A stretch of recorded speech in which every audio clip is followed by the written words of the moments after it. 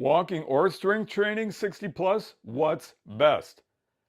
Okay, you're 60 plus and you want to make sure you're doing what your body needs to be stronger, firmer, and definitely healthier for all the fun decades you've got coming up.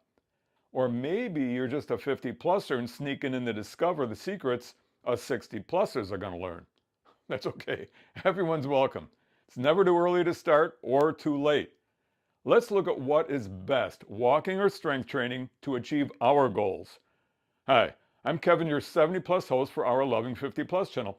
Let's start with identifying some common goals. I found the goals have changed somewhat over the past, almost 50 years since I started helping nice folks like you becoming fitter and stronger. Way back in the 1970s, there wasn't a lot of people who walked or strength trained for exercise. People generally did their own stuff at home, their own chores, laundry, carrying groceries home, cutting the lawn, gardening, painting the house. We did everything. And there was a lot of physical factory work. We all did a lot more walking, just going anywhere from here to there. If I asked people what their goal was, when they came into the health club or whatever and wanted to, work out, they said to get in shape, which was kind of a vague idea without a lot of specifics. But what helped to change things was the Jack LaLanne show, which unbelievably ran like from 1951 to 1985.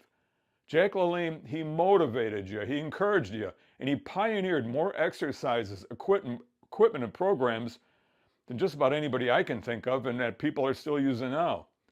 Jack introduced people to strength training and was responsible for getting millions of men and women interested in exercise with his TV show.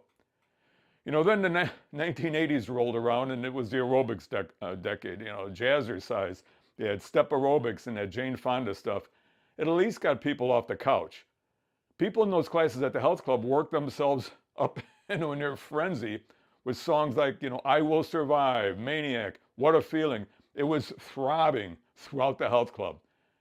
Many of the lyrics have burned into my brain. What do you remember? Mary had a little lamb, little lamb, little lamb. All that stuff, like we remember from early grammar school. Why the heck do we remember that stuff? Aerobics people, goals started with getting through the class, but also to get trim and firm. And truth be told, those step classes especially did a lot to strengthen and firm lower bodies. So at the time, I would try to lure people after aerobics classes with the promise of toning and strengthening muscles with those beautiful glittering weight machines that we had, and often to the promised land, the free weight room. I felt a sense of victory. It felt good because now these nice folks could enjoy the best of both worlds, aerobics and strength training. Now, the 1980s, they were also a time when a lot of people got into running. In my practice, many of my people who were 50 plus didn't want to bounce around in aerobics classes, and they weren't really, fond of, spending an hour on a bike or an hour on those endless step machines.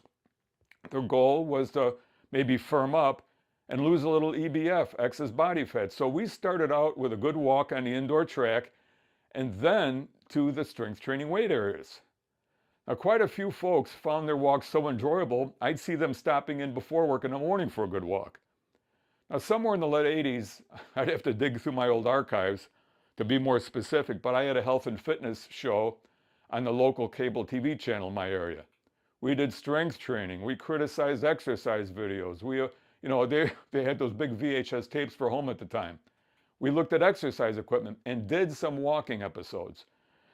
I remember one in particular featured mall walking. That got a huge response. I'll have to do a video about all that sometime down the road.